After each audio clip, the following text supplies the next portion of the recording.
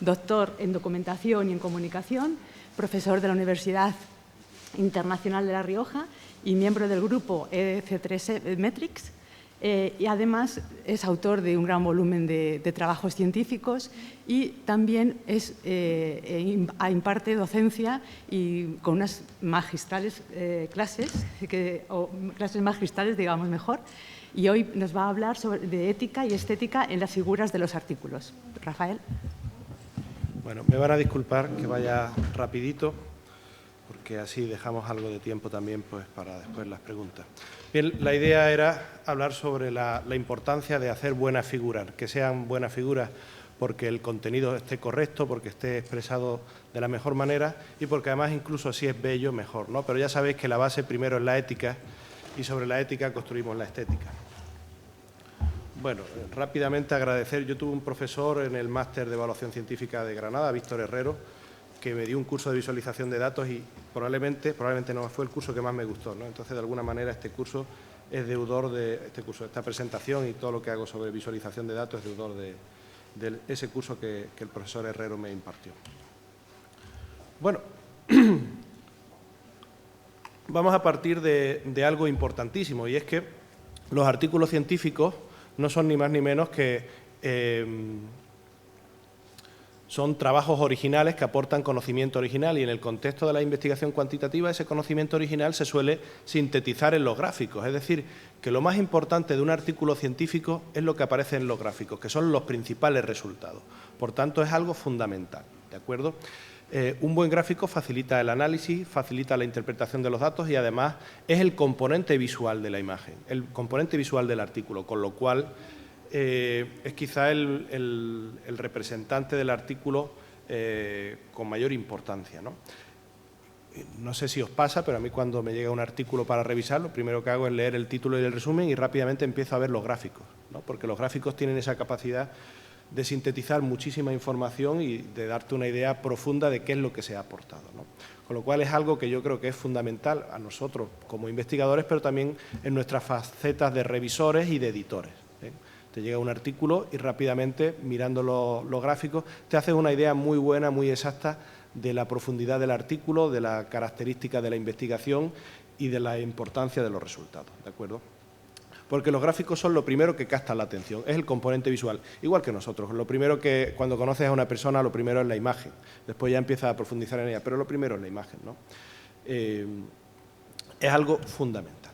Bien, piensen además que las dos revistas de mayor importancia en el mundo de la ciencia, Science y Nature, son revistas que nacieron con un gran compromiso visual, ¿eh? Son revistas, no son las primeras, pero son revistas que a finales del siglo XIX se comprometieron a ser visualmente exquisitas y lo siguen siendo. Nosotros analizamos los artículos de Nature y Science y si conocen a alguien que ha publicado en Nature y Science y le preguntan, les contarán la importancia que les dieron en la redacción a la visualización de los datos y cómo les cambiaron, cómo les mejoraron, cómo les aportaron a esos artículos, ¿no? Porque la parte visual, perdónenme que lo repita, es fundamental y cada vez más importante.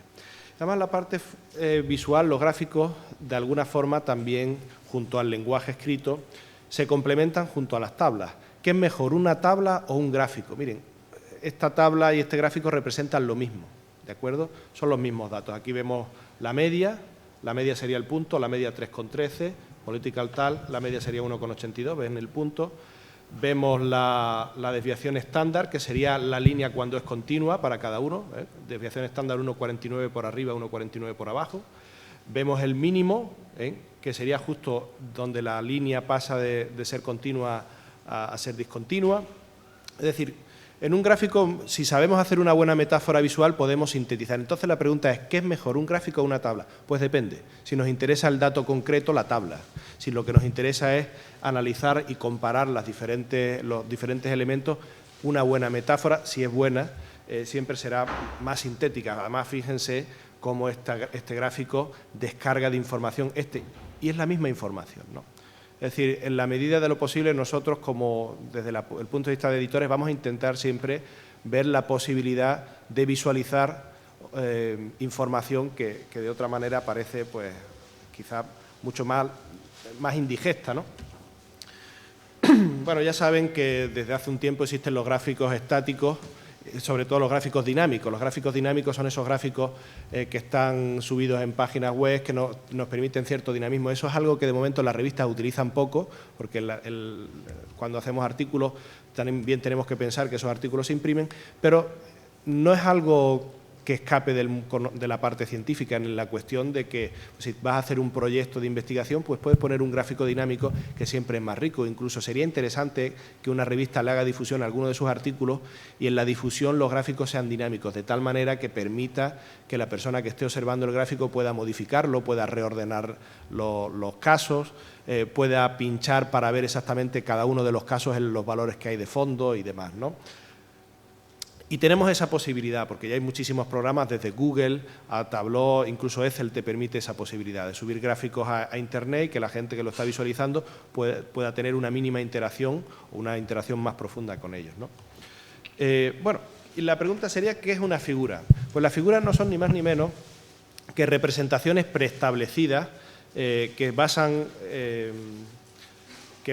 la transferencia de información en uno o varios elementos que combinados pues nos permiten mostrar volúmenes, proporciones, distribuciones, flujos, jerarquías, series temporales, en fin, varios elementos. De hecho, los elementos, estos serían los principales ingredientes para hacer un gráfico. La posición de cada uno de los elementos en un plano, por supuesto las etiquetas. Ponerle una etiqueta a un caso, pues a lo mejor Universidad de León, pues un puntito le ponemos Universidad de León, ¿no? O ponemos otra etiqueta que enriquezca la información, ¿no? La longitud, que es el más habitual utilizado en los diagramas. Cada uno de estos ingredientes tiene sus características. Algunos te permiten poner valores infinitos, otros se reducen a unos pocos, puedes utilizarlo para representar unos pocos valores, no mucho, como es el tema de los colores. Unos sirven para hacer categorías, otros no. En fin, el conocimiento de los ingredientes, el tamaño de los elementos, el ángulo de los elementos, la densidad de patrones, el grosor de las líneas, por ejemplo, piensen en las redes sociales, cuando una línea más gruesa significa una mayor conectividad, una línea más fina, una menor conectividad. Todos estos elementos nos permiten jugar pues, para expresar el mayor número posible de variables, ¿no? El color, en el que vamos a profundizar un poco, porque además es una cuestión no solo ética, sino estética, y además algo que a muchos se nos da mal. Por supuesto, las formas, ¿no? Podemos hacer una red donde los círculos sean las universidades públicas y los rectángulos las universidades privadas. Los patrones, el encasulamiento. El encasulamiento no es ni más ni menos que coger un gráfico y en una zona que a ti te interesa hacer un círculo o un rectángulo para llamar la atención sobre esa zona, ¿no? Los patrones de líneas que pueden ser continuas o discontinuas, como vimos antes, y que cada patrón signifique algo, o incluso que el inicio de la línea signifique algo porque es una flecha o es un punto y el final de la línea significa otra cosa. Es decir, tenemos una gran cantidad estos son los principales elementos, pero hay más, una gran cantidad de elementos para incorporar información y conocimiento a un gráfico. Vamos a ver, como os decía antes, bueno, vamos a profundizar un poquito en el color, en uno de ellos, porque además el color es un elemento que normalmente fallamos mucho, entre otras cuestiones porque implica cierta naturaleza estética que no la tenemos todos. Es un elemento útil, pero también es a la vez un elemento estético, ¿no? La primera norma es que si los colores no significan nada, mejor no utilizarlos, no te vayas a meter tal en tal. Los colores funcionan muy bien para categorizar, siempre y cuando no sean muchas categorías, porque si son muchas categorías, de repente los colores se repiten. Ahora vamos a ver un ejemplo. Los colores funcionan regular para cuantificar, son imprecisos, tú no sabes en un tono exactamente qué valor significa, ¿no? Y por supuesto ya saben que en la medida de lo posible tenemos que intentar que los colores que utilicemos sean contrastables cuando se pasen a blanco y negro, entre otros motivos porque muchos leemos en papel y entonces eso implica que los imprimimos o los fotocopiamos y la mayor parte de las impresiones se hacen en blanco y negro, que es lo barato, ¿no? Otra norma fundamental, cuando vas a usar colores en un trabajo, lo normal es que tú mantengas ese patrón de colores en todas las figuras y en todos los gráficos del trabajo. No puede ser que utilices un patrón en la figura 1 y en la figura 2 use otros colores, ¿no? La idea es que mantengas el código de colores que ha seleccionado para ese trabajo, ¿de acuerdo? Fíjense, aquí un trabajo de las universidades de Colombia, donde cada color es una universidad, pero claro, el problema es que son tantas universidades que se repiten los colores, entonces ahí ya pierde sentido. Decía antes que para categorizar más de 20 casos no sirve. Yo diría que en torno a 10 casos están bien, ¿eh? Eso también tiene que ver con la capacidad que tiene uno de diferenciar los colores. Yo diferencio 8 tonos, más allá de 8 tonos no funciona.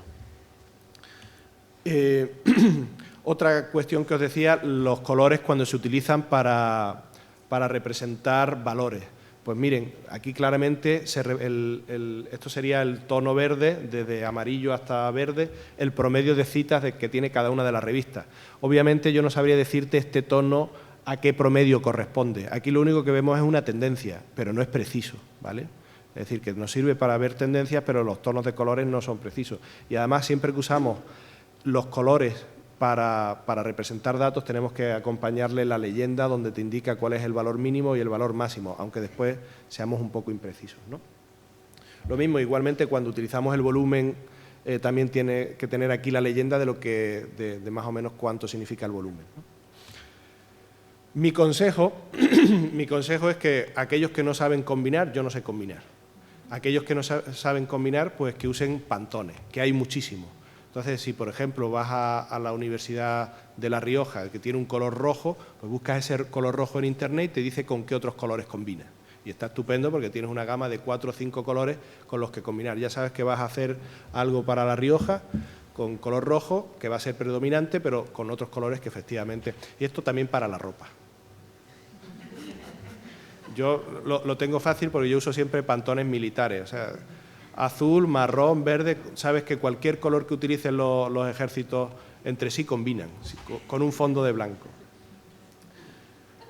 Pero parece una tontería, pero cuando haces un artículo está feo que por defecto use siempre los tonos que trae el Excel, porque además da una sensación de dejadez, ¿no?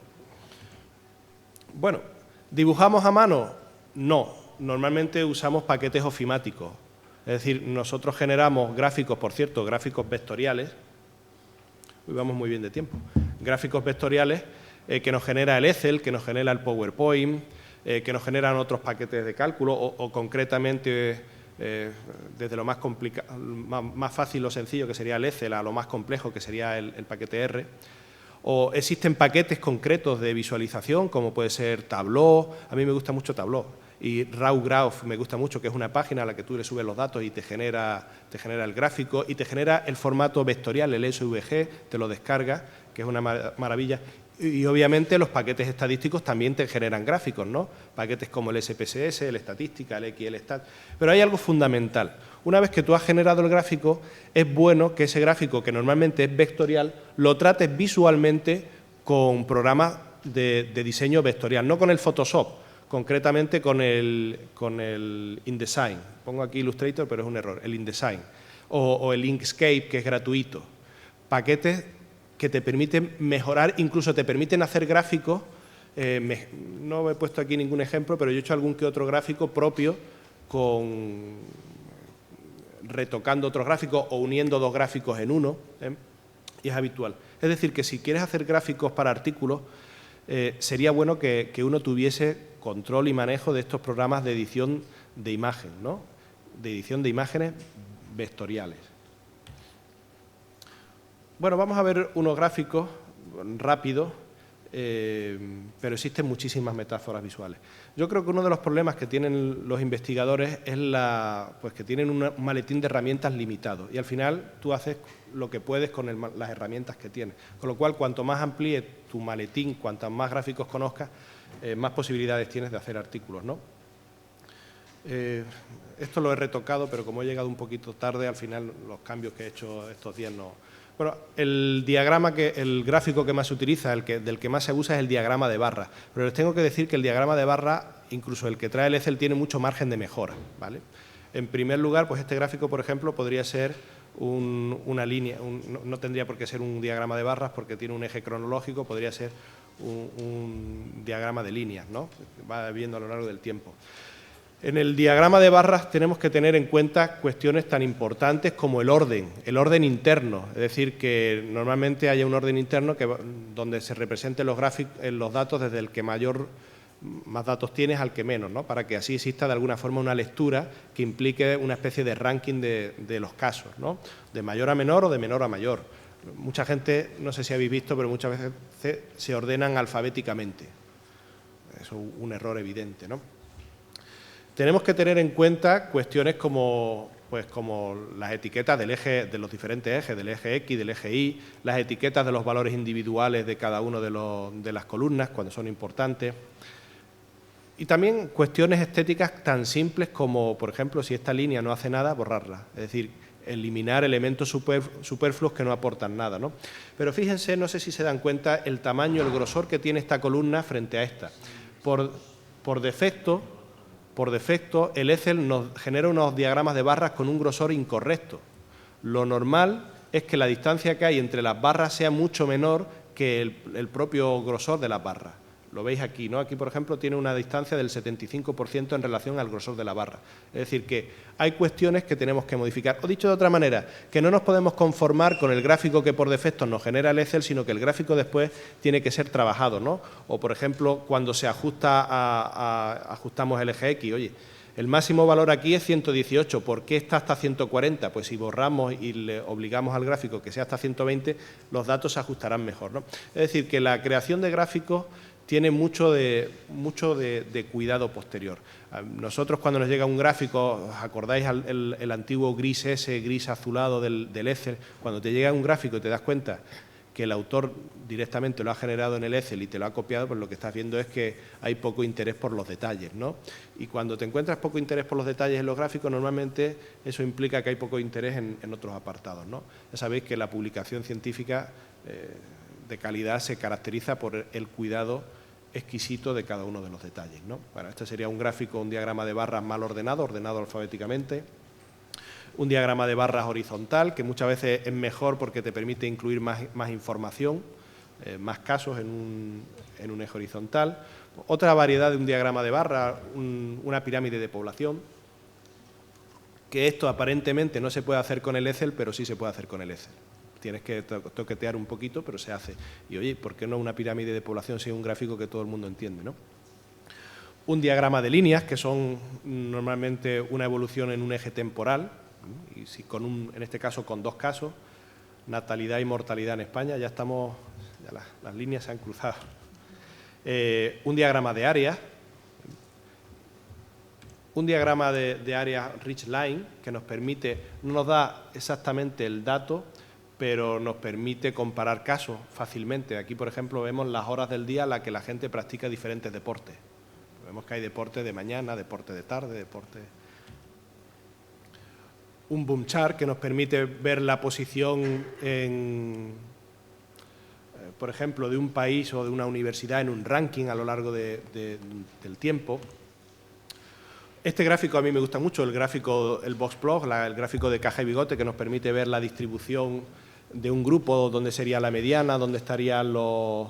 El gráfico de caja y bigote se puede hacer por cuartiles o también se puede hacer utilizando la desviación de la normal, ¿no? Donde estaría el 69% de la población, que estaría, o sea, la mayor parte de la población estaría dentro de la caja, los extremos, los casos aislados. Es un gráfico muy, muy interesante para explicar distribuciones, ¿no? El gráfico de árbol, aquí, por ejemplo, lo que estamos viendo son las revistas de comunicación. Esto lo hicimos con los amigos de Alicante. La revista, cada puntito azul es un artículo de comunicación. El tamaño del puntito, del rectángulo azul o rojo, es el número de citas en promedio que tienen. Y en rojos tendríamos los artículos publicados en números monográficos y en azul los artículos publicados en números regulares. De hecho, si ven estos rectángulos a su vez, serían los monográficos, ¿no? Pues otra forma de visualizar una gran cantidad de datos de un golpe. Obviamente los gráficos de dispersión que analizan dos o más variables, en este caso el eje X es una variable, el eje Y es otra variable, incluso el tamaño de cada uno de los nodos es otra variable y el color es otra variable, ¿no? Los gráficos de calor, que se aplican a diferentes contextos, se aplican a los mapas, obviamente, pero también se puede aplicar un gráfico de calor a una tabla. Oye, pues si tienes una tabla, una forma de visualizarla, esto lo hago yo mucho, una forma de darle tal. Esta tabla, además, los datos los hizo Enrique Orduña. Sería aplicarle color, ¿no? Y además, fíjense que si coge... Esto no lo hubiera hecho yo en la vida, es decir, si no cojo un Pantone que más o menos hubiese combinado, en la vida me hubiese salido tan bonito. Bueno, 3 minutitos, o una propia infografía, un diagrama de flujo. Ya sabéis que esta es una infografía del siglo XIX, de la invasión napoleónica a Rusia. Aquí van los rusos llegando a Moscú y aquí van en negro los rusos regresando, ¿no? Y en medio ríos, temperaturas y tal. Un diagrama de Sankey de flujo, un cartograma, que hay de diferentes tipos, los corropléticos, los cartogramas sin contigüidad que no respetan el espacio, sino que el espacio per se es otra variable. Todo esto tiene sus pros o sus contras, los cartogramas de Demer. Es decir, hay una riqueza importantísima. Pero lo más importante que creo que tenemos que entender es que los gráficos de Tarta no sirven para los artículos científicos. O sea, según donde esté la zona, el cerebro interpreta el gráfico de una forma diferente. Es decir, por ejemplo, las partes horizontales parecen mayores que las partes verticales. El cerebro le cuesta mucho pensar en 360 grados. Es difícil. El gráfico de Tarta, el gráfico de sectores, es algo poco recomendado. Funciona muy bien cuando hay solo 2 casos, es decir, cuando la tarta se divide en 2 trozos, pero cuando hay más de 2 trozos, el cerebro no lo interpreta bien. Pero lo que no interpreta bien, y me tienen que jurar que si ven algún artículo así lo rechacen, son los gráficos de Tarta en 3D. Esto ya es que el cerebro se vuelve loco. No sirve porque si no le pones el dato... Obviamente, si no le pones el dato no se interpreta nada, si no le pones el dato no sabes. Aquí aparentemente parece que el verde es mayor que el azul, ¿verdad? No, este tipo de cuestiones no sirve. Y nada, unas últimas reflexiones. Los gráficos son el principal reclamo de un artículo. Yo siempre digo, y esto me lo enseñó Daniel Torres, que un buen gráfico hace que el artículo tenga ya medio pie metido en la revista, ¿de acuerdo? Porque aumenta las posibilidades de ser leído, de ser difundido, de ser recordado, ¿eh? A mí me pasa que mi jefe el otro día me dice: Rafael, mándame el artículo este que hiciste. ¿Cuál? El del gráfico tal, porque lo que recuerda es el gráfico. Es un elemento diferencial frente a otros trabajos, lo habéis visto en los pósters, frente a otros trabajos, un buen gráfico es el elemento visual, claro, evidente que diferencia un trabajo de otro, siempre y cuando lo que haya detrás sea correcto. Son fáciles de comprender, utilizan un lenguaje universal que es el lenguaje visual que se puede entender en cualquier idioma. A lo mejor alguien que no habla español o que no habla inglés lee vuestro artículo porque entendió el gráfico y le pareció interesante, ¿de acuerdo? Obviamente los gráficos tienen una gran capacidad de síntesis del trabajo, con lo cual también nos ayuda a sintetizar la extensión de los mismos. Y los gráficos, si están bien hechos, son muy objetivos. Digo si están bien hechos porque sabemos que los gráficos se pueden manipular, ¿de acuerdo? Y en definitiva les dejo con una reflexión, y es la siguiente. Wittgenstein decía que los límites del pensamiento de uno son el lenguaje. El lenguaje visual es lenguaje, entonces tú no puedes hacer artículos más allá de las formas que tienes de representarlo, no puedes representar información y te limitas a eso. ¿Por qué hay tanto abuso de diagramas de barra? Muchas veces los editores se quejan. Es que hay demasiada investigación descriptiva, meramente descriptiva. Pues porque lo que maneja también la gente son principalmente formas de visualización meramente descriptivas. Cuando empiecen a manejar otro tipo de visualizaciones y tal, pues daremos el paso a hacer otro tipo de trabajos que serán artículos inferenciales, artículos predictivos, artículos pues de otro orden, ¿no? Pero mientras nuestro maletín de herramientas visuales sea limitado, pues eso nos limita a expresarlo, ¿no? Y bueno, solamente ya con esto me despido. Muchísimas gracias.